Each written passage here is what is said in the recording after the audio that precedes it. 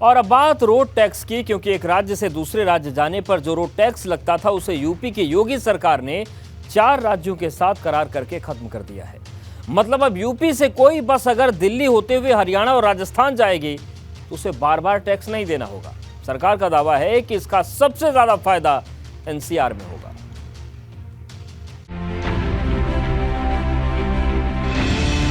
NCR में road tax की tension खत्म। 4 राज्यों में करार, बार बार टैक्स पर प्रहार। देश के सबसे बड़े सूबे के मुखिया सीएम योगी आदित्यनाथ की कैबिनेट ने 9 प्रस्तावों पर मुहर लगाई, लेकिन इसमें एक प्रस्ताव ऐसा है जिसने एक साथ 4 राज्यों की लाखों करोड़ों लोगों की टेंशन खत्म कर दी। क्योंकि जो रोड टैक्स एक राज्य से दूसरे राज्य में घुसने पर लोगों की जेब काटता था, उसे सूबे की योगी सरकार ने राजस्थान, दिल्ली और हरियाणा की सरकार के साथ मिलकर खत्म कर दिया है। मतलब अब एक राज्य से दूसरे राज्य में घुसने पर बार बार टैक्स नहीं देना होगा। देखिए, हमारे जो एनसीआर रीजन है उसमें बहुत लाखों गाड़ियाँ और लाखों लोग जो है एक दूसरे स्टेट में जाते हैं। यूपी के लोग नोएडा जाते हैं, यूपी के लोग गुड़गांव, फरीदाबाद जाते हैं, फरीदाबाद के लोग गुड़गांव, गाजियाबाद आते हैं। कई गाड़ियाँ ऐसी हैं जो राजस्थान से चलती हैं, हरियाणा आती हैं, फिर दिल्ली आती हैं, फिर गाजियाबाद आती हैं, तो उनको 4 जगह टैक्स देने पड़ते थे। तो हम लोग चारों स्टेटों ने आपस में सहमति बनाई है कि अब हम लोग एक ही टैक्स पे चारों जगह गाड़ियाँ चलेंगी।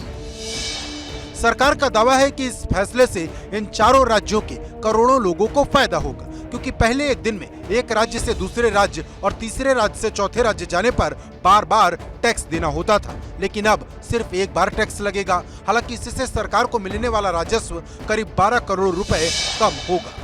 हमारे उत्तर प्रदेश से लाखों लोग जो गुड़गांव में, फरीदाबाद में नौकरी के लिए, पढ़ने के लिए जाते हैं, उनको इसका लाभ मिलेगा। हमको इसका अतिरिक्त 12 करोड़ का नुकसान होगा, जो हम कहीं और से इसको भरपाई करेंगे। यूपी, दिल्ली, राजस्थान और हरियाणा के बीच चलने वाली स्कूल बसों और परिवहन निगम की बसों को अब सिर्फ उसी राज्य का टैक्स देना होगा जहां पर वो पंजीकृत है। इसके अलावा जब वो इन 4 में से किसी अन्य राज्य में जाएंगी तो उन्हें अब कोई भी टैक्स का भुगतान नहीं करना पड़ेगा।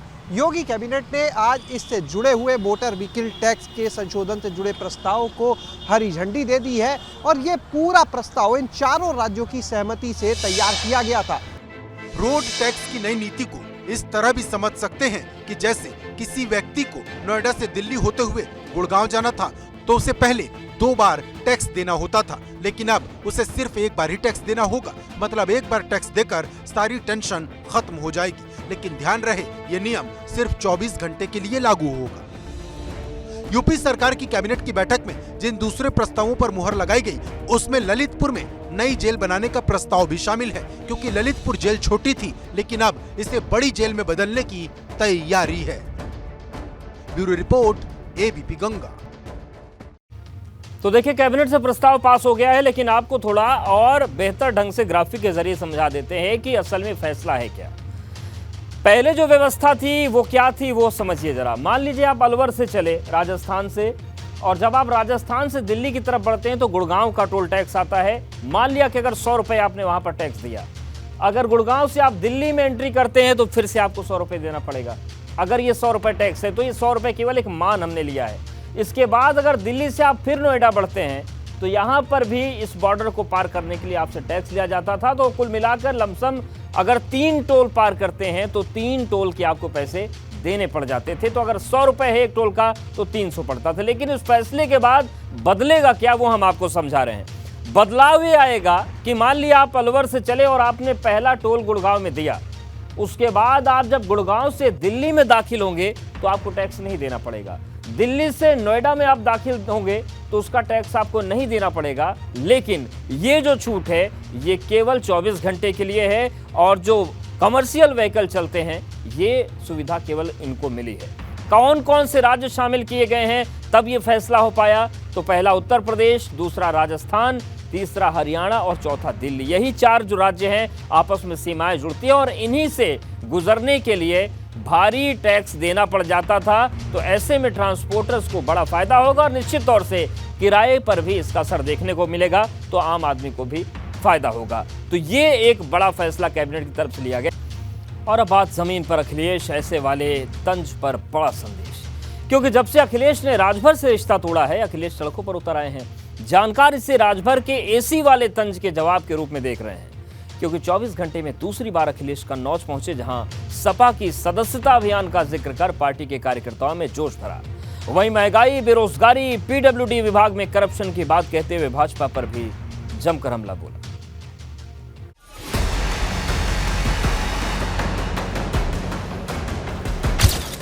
जमीन पर उतरे अखिलेश, एसी वाले तंज पर बड़ा संदेश।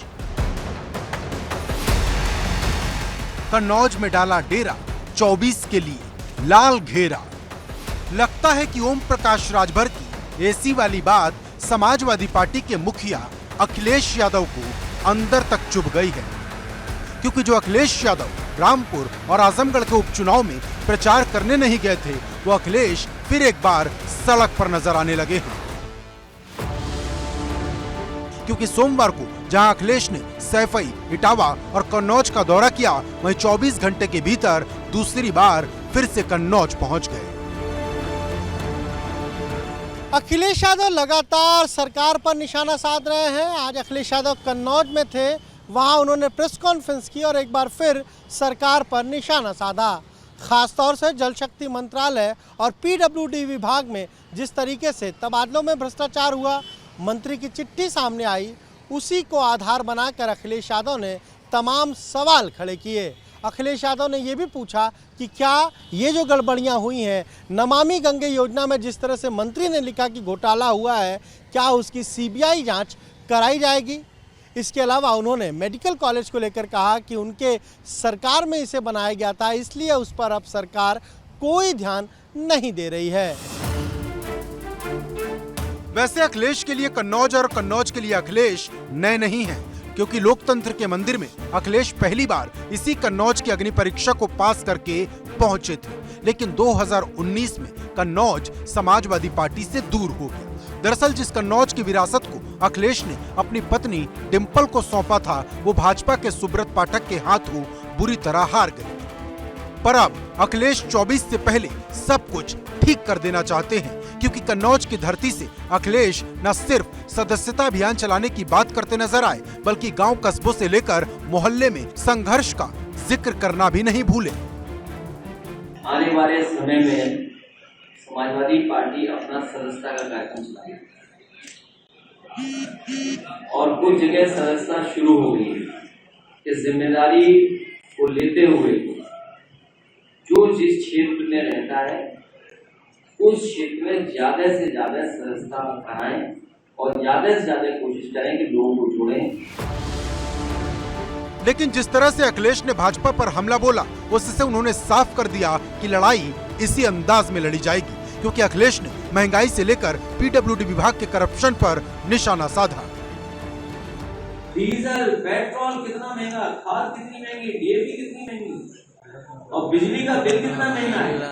इसीलिए बीजेपी से कोई सवाल न पूछे, इसलिए बीजेपी कहीं न कहीं दूसरे लोगों को आगे करती है। पीडब्ल्यूडी विभाग में ट्रांसफर पोस्टिंग में घोटाला हो गया, आप सवाल नहीं पूछ सकते।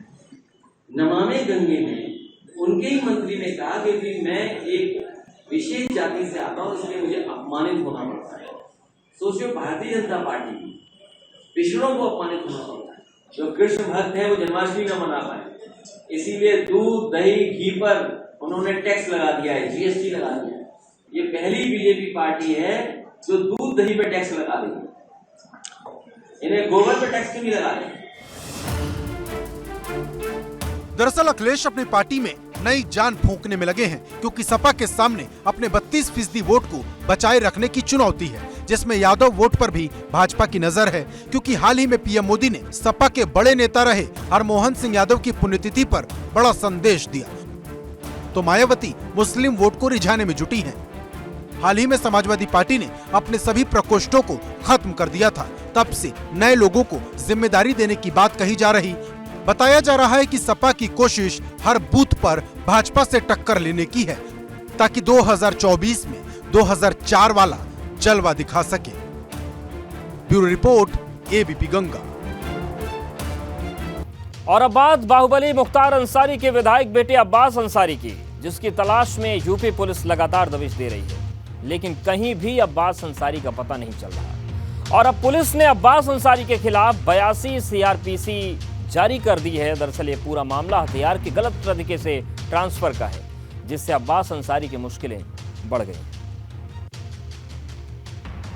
अंसारी का बेटा विधायक अब्बास अंसारी पुलिस के लिए सिरदर्द बना हुआ है। उसकी गिरफ्तारी के लिए यूपी पुलिस कई राज्यों में छापे मार रही है। कोर्ट ने डॉन के विधायक बेटे को कोर्ट में पेश करने का आदेश दिया और पुलिस की रेड शुरू हो गई। माफिया डॉन मुख्तार अंसारी के विधायक बेटे अब्बास की तलाश में पुलिस लगातार छापे मार रही है। यूपी के कई शहरों में पुलिस टीम की ताबड़तोड़ छापेमारी चल रही है। इस बीच अब्बास अंसारी को भगोड़ा घोषित कर दिया गया है। उसकी तलाश में 8 और पुलिस की टीमों को लगा दिया गया है। लखनऊ कमिश्नरेट के साथ मऊ, गाजीपुर और आजमगढ़ समेत कई जिलों की पुलिस अब्बास को पकड़ने के लिए लगा दी गई है। इसके साथ ही एसटीएफ की 2 टीमें भी अब्बास की तलाश कर रही हैं। अब्बास अंसारी के सभी मोबाइल नंबर लगातार स्विच ऑफ जा रहे हैं। पुलिस ने अब्बास के साथ ही उसके करीबियों के मोबाइल नंबर भी सर्विलांस पर लगा दिए हैं। अब्बास की तलाश में रिश्तेदारों और करीबियों से पुलिस पूछताछ कर रही है। इससे पहले लखनऊ पुलिस ने उसके ठिकानों पर दबिश दी थी। डीसीपी नॉर्थ सैयद कासिम आब्दी के नेतृत्व में पुलिस की टीमों ने अब्बास को पकड़ने के लिए सोमवार को लखनऊ के 4 ठिकानों पर छापा मारा।